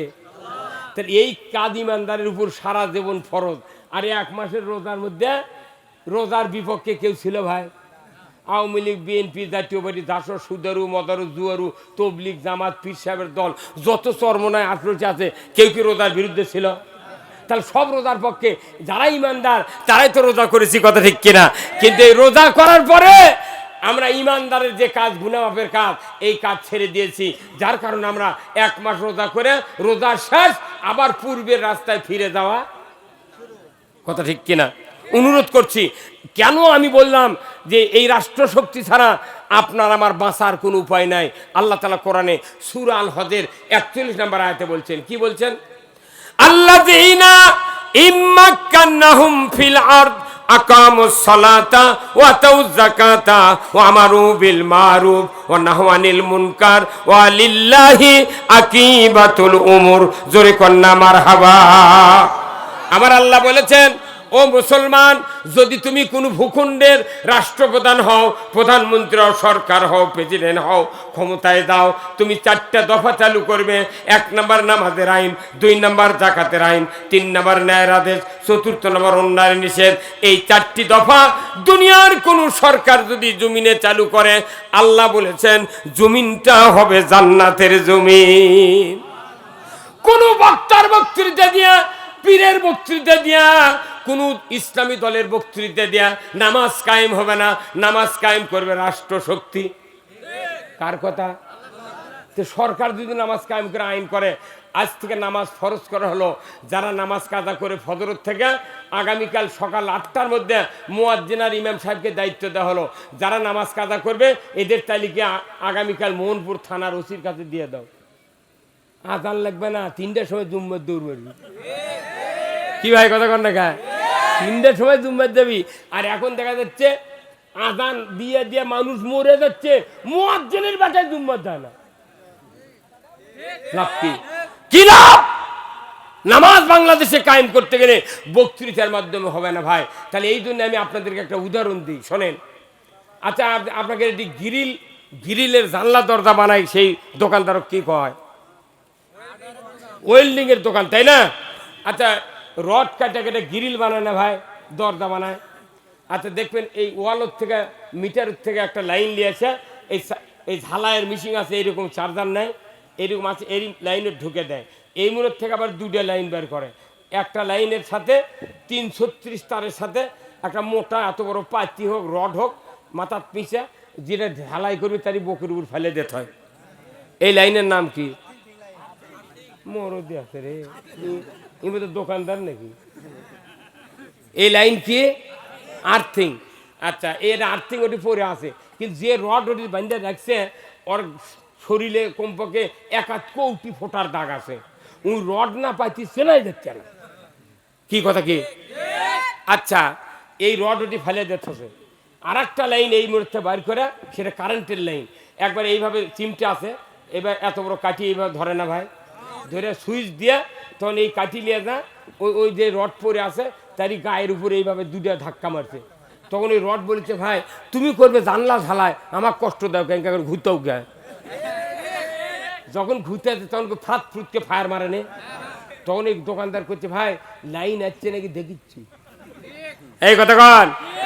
আচ্ছা, কোনো গ্রিলের দোকানদার যদি আর্থিং খুলে দিয়ে কিয়ামত পর্যন্ত ঝালাই করবে, একটা ফোঁটা দিয়ে পারি ভাই?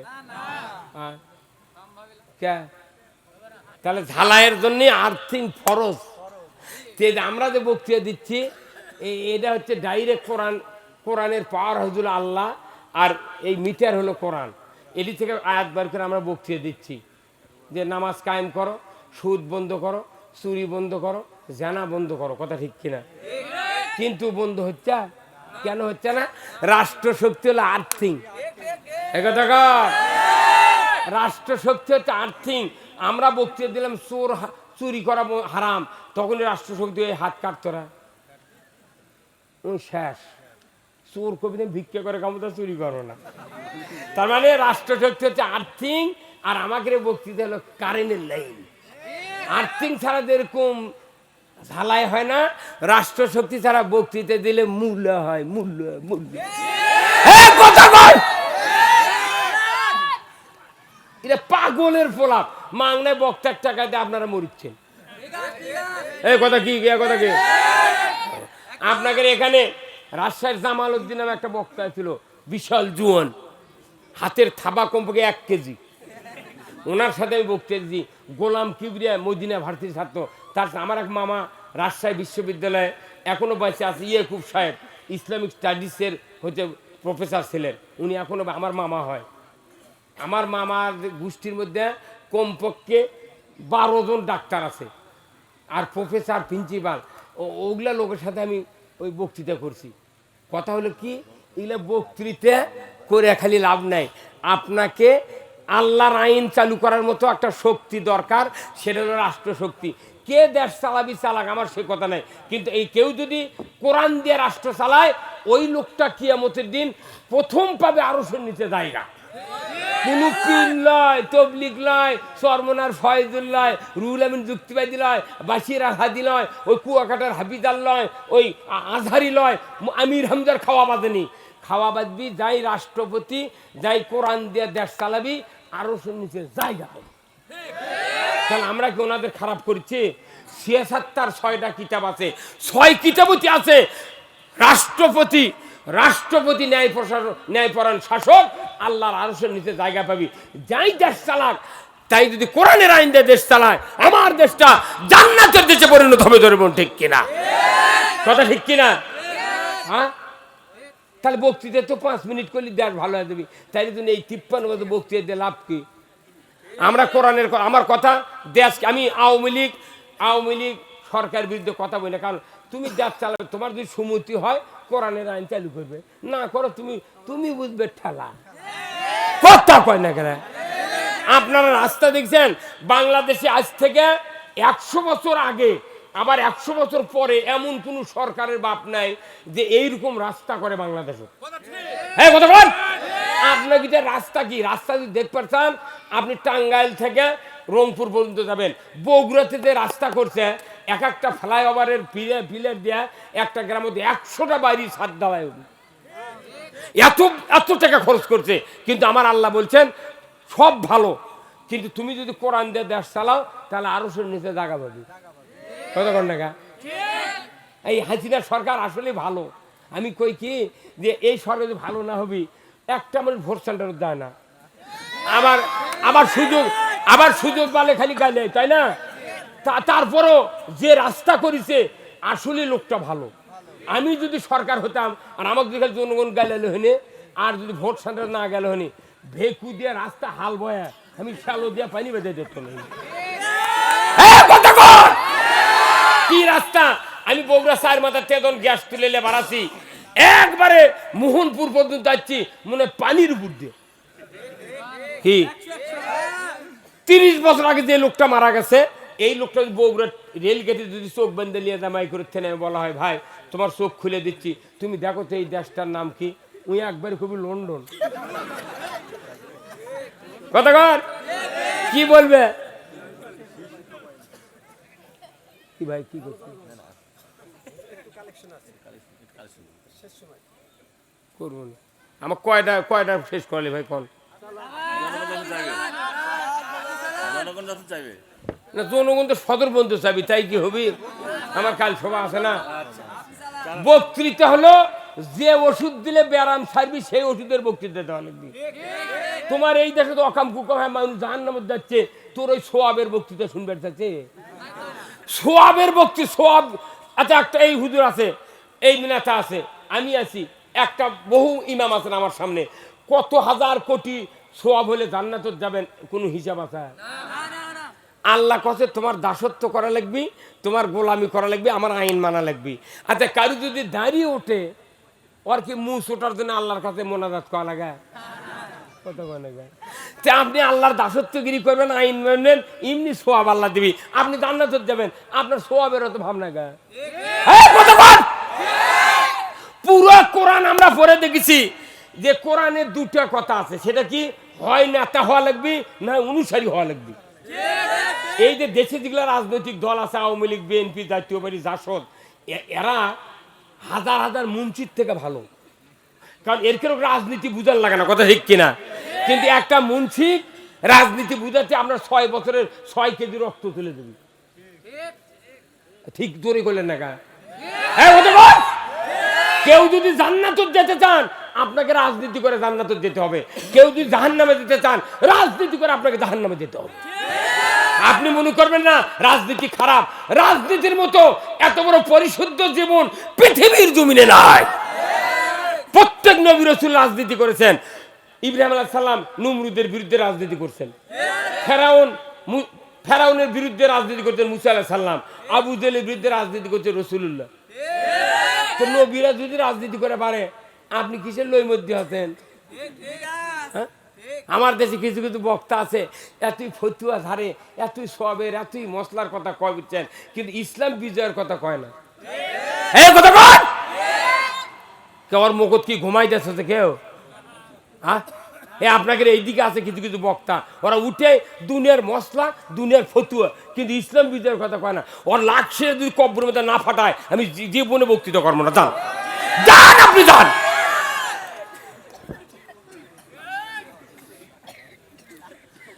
সবারই কিসমতে ঢেকেছে আধা, ভরে গেছে পাপে, নেমেছে জুলমাত, সব শেষ, কিচ্ছু নাই।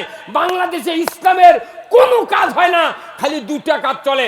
একটা হলো খাতনা করা, খাতনা না করলে এই ভাইয়ের বেটা আমার বেটার বিয়ে হবে না। কি কথা ঠিক কিনা? আর একটা হলো কম দামের মুন্সিদের বিয়ে পড়ায়, বুঝছেন? বড় বড় বক্তাদের জীবনে কেউ বিয়ে পড়ে নেয় না, খালি গায়ের কম দামের মুন্সি বিয়ে করে দোয়া করছে, আল্লাহ এই মাত্র যে দুলা দুলহিনের বিবাহ সম্পন্ন করলাম, আল্লাহ আইয়ুব আলাইহিস সালামের সাথে বিবি রহিমার যে প্রেম প্রীতি ভালোবাসা সৃষ্টি করে দিয়েছিলেন, ওই রকম প্রেম প্রীতি ভালোবাসা এই জলিল আর জোসনার মধ্যে করে দেন।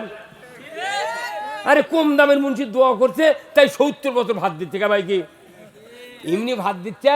ওই যে হুন্ডা দেশে পালসার, বইয়ের হাজারো দোষ আছে, উনি চিন্তা করে যদি ছাড়ে দিই তাহলে হুন্ডাও চলে যাবি, তাহলে আমি মাস্তানি তো কার থেকে ওই হুন্ডার জন্য গরিবের দোয়া কবুল হচ্ছে। কত টাকা একমাত্র ইবাদত আল্লাহর আইন বিজয় করার কাজ, এটা গুনাহ মাফের কাজ। আপনি সোয়াবার দাঁড়িয়ে আর পাগড়ি মারাচ্ছেন, আপনার পাগড়ি কখন আছে? বদরের যুদ্ধে তখন 313 জন সাহাবীরা বদরের প্রান্তরে গেলেন, ওই দিন একের পর এক কাফেরেরা গর্দানে কোপ দিয়ে দিয়ে কাল্লা ফেলে দিচ্ছে, রসুলকে জিবরাইল দিয়ে কাপড় দিয়ে পাঠাতে বেহেশতের থেকে আল্লাহ, এই যা রসুলের সামনে দাঁড়িয়ে মাথা মুড়ায়া পেছনে সোহাগ ছেড়ে দিয়ে পাগড়ি বেঁধে দিয়ে আসো। এইভাবে যেন প্রত্যেকটা সাহাবী কাপড় দিয়ে মাথা মুড়ে নেয়, কারণ কি কাপড়ের উপর যদি তরবারির আঘাত লাগে কাল্লা কাটবে না কি হুজুর? ওই তরবারি যুদ্ধের সময় পাগড়ি মাথার দেশে, ওর যুদ্ধ নেই, কিচ্ছু নেই, আল্লাহর আইনের পক্ষে কথা নাই, ওই পাগড়ি বান্ধে বাপরে বাপ ছেলে গজল আর জেকের শুনলে মাথায় নষ্ট রে বা ওই তাইরি জেকের হচ্ছে। এই হুজুর কথা কোন না কাবলে,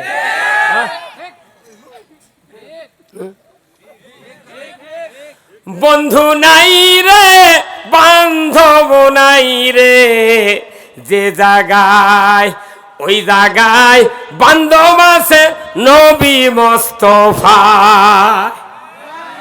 এগুলা কয়েকা মাটুক জেকের করে করে আল্লাহর দিনের থেকে দূরে সরে রাখছে। তাহিরের মতো যদি 1 কোটি বক্তা বাংলাদেশ থাকে, ইসলামের হর্ষও কায়েম হবে না। এই কথা কোন টাকা? হ্যাঁ মিয়া, তোমার বক্তৃতা ভালো, যে সুর যে যোগ্যতা, তুমি একটাবার আল্লাহর আইনের কথা কইলে না। তোমার বক্তৃতা ভালো, জেগের করিতে খুব আশেক ভালো, তুমি আল্লাহর আইনের কথা কত? তুমি এটা করছে না, তুমি পাগড়ি আগে এক দিন এক পাগড়ি বান্ধে তুমি কাজল দেওয়া মারাচ্ছ। মর্দ মানুষের কাজল দিচ্ছু গা? অনুরোধ করছি, আজকে পৃথিবীতে ইসলাম বাদ দেওয়া দ্বারা মানুষকে অনিসলাম বা অন্য কিছু বুঝাতে চাচ্ছে, এদেরকেও কিয়ামতের দিন আল্লাহ আসামির কাঠ গড়ায় দাঁড়াবে। এনার দ্বারা মানুষ কোনো বিভ্রান্ত হচ্ছে না, সবচেয়ে বিভ্রান্ত হচ্ছে আলেমদের দ্বারা। আচ্ছা, আপনাকে দিক রাইস মিল আছে ভাই, এই যে 30 হর্স মোটর দিয়ে ধান ভাঙে না? আচ্ছা, রাইস মিলের হলার আছে না? হলারও ধান দেয়। এই ধান যদি চাউল লাল হয় কিংবা ধান দিল ধান বাড়ানো, দোষ কার? হলার ম্যানের দোষ না, ড্রাইভার হচ্ছে গাড়ির ড্রাইভার, ওটা হলার ম্যান কোয়া লাগবে। হলার ম্যান দোষী, তোমার হলার হচ্ছে চাউল লাল বাড়ালো কে, ধান বাড়ালো কে? তাহলে ওটা হচ্ছে চাউল তৈরির হলার, আর মসজিদ হলো মানুষ তৈরির হলার। মসজিদ তো সুদারু ঢোকে সুদারু বাড়ায়, শুক্রবারে নামাজ পড়ে শুক্রবারে বাড়ায় কি? অথচ তাহলে ওই দোষটা কার? হলার মানে তো ইমাম না, কমিটি পরে, আগে ইমামক ধরবি আল্লাহ। হ্যাঁ কথা বল, আগে ইমামক ধরবে ইমাম। তুমি আসল কমিটি বানালে না কেন? আমি আল্লাহ কোরআনে কমিটি বানিয়ে দিয়েছি, মসজিদের কমিটি সূরা তৌবার 18 নম্বর আয়াতে আল্লাহ বলছেন, ইন্নামা ইয়ামুরু মাসাজিদাল্লাহ মান আমানা বিল্লাহ ওয়াল ইয়াউমিল আখির ওয়া আকামাস সালাতা ওয়া আতাজ যাকাতা ওয়া লাম ইয়াখশা ইল্লাল্লাহ। আল্লাহু আকবার। আমি যখন কোন মসজিদের ইমাম হিসেবে নিয়োগ প্রাপ্ত হব, প্রথম দিনই বক্তব্য দিতে হবে যে আপনারা কমিটির কে কে আছেন আমার সামনে বসেন, নামাজের পর 1 ঘন্টা আপনাদের সাথে কথা আছে। বসলো, তখন এরই দাস দেওয়া লাগবে। 5 প্রকার গুণ যাদের আছে তারা এই মসজিদের কমিটির থাকতে পারবে, আর যাদের এই 5টা গুণ নাই তোমরা বাইরে যাও, রিজাইন দিয়ে বাড়ি যাও। 1 নাম্বার, আল্লাহর উপর ঈমান। ধরে কোন আল্লাহু আকবার। কার উপর ঈমান? আল্লাহর উপর ঈমান মানে কি? লা ইলাহা ইল্লাল্লাহু মুহাম্মাদুর রাসূলুল্লাহ, এতটুকু বললে ঈমানদার হওয়া গেল না। এটা হচ্ছে জেনারেল ঈমান। আসল ঈমানদার কি?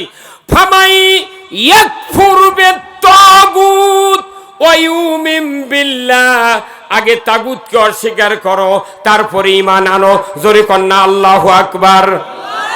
তাগুতকে অস্বীকার মানে কি? আগে মানুষের আইন অবিশ্বাস করো, প্রত্যাখ্যান করো, তারপরে তুমি ঈমান আনো। এটা হলো অরিজিনাল ঈমান। তাও হলো না। আমার আল্লাহ বলেছেন অরিজিনাল ঈমানদারকে কোরআনকে জিজ্ঞাসা করতে হবে। কোরআন বলছেন আল্লাযীনা আমানু ইউকাতিলুনা ফি সাবিলিল্লাহ ওয়াল্লাযীনা কাফারু ইউকাতিলুনা ফি সাবিলিত তাগুত। অরিজিনাল ঈমানদার তারাই যারা আল্লাহর পথে সংগ্রাম করে ইসলাম বিজয়ের জন্য। জোরে কন্না আল্লাহু আকবার।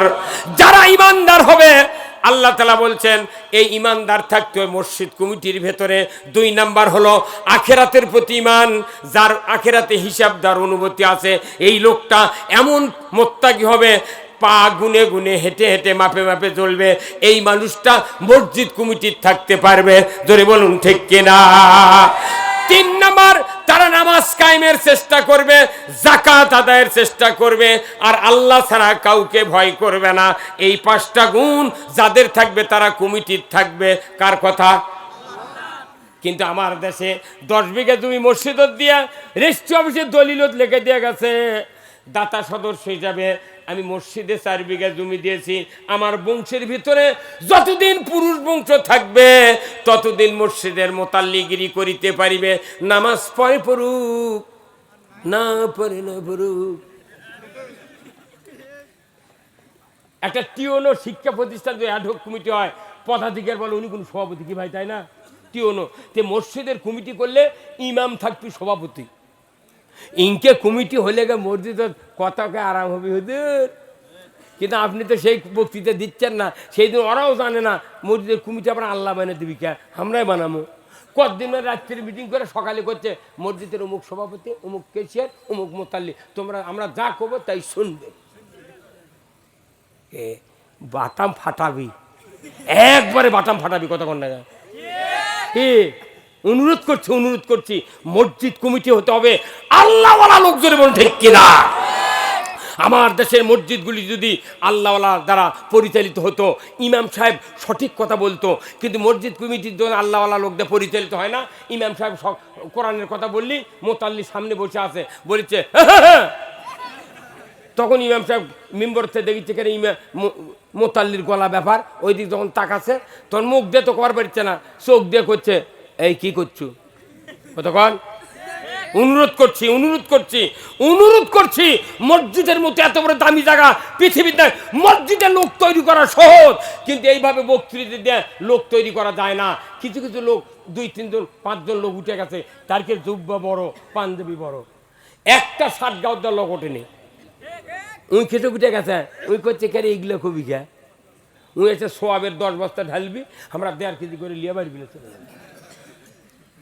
আসল সোয়াব হলো কোরআনের পক্ষে কথা বলা, কথা ঠিক কিনা? কোরআনের পক্ষে যার কথা শুনে কলজা ভরে দেবে, আমার আল্লাহ তাদের জন্য কি বলছেন? ইন্নাল্লাহা ইউহিব্বুল্লাযীনা ইউকাতিলুনা ফি সাবিলিহি সাফফান কাআন্নাহুম বুনিয়ানুম মারসুস। আমার আল্লাহ বলেছেন পৃথিবীর ভিতরে লক্ষ কোটি কোটি মানুষের ভিতরে আমি আল্লাহ কাউকে ভালোবাসি না, একমাত্র তাদেরকে ভালোবাসি যারা সীসা ঢালা প্রাচীরের ন্যায় ঐক্যবদ্ধ হয়ে আমার রাস্তায় ইসলাম বিজয়ের জন্য কাজ করে। এদেরকে ছাড়া আমি কাউকে ভালোবাসি না।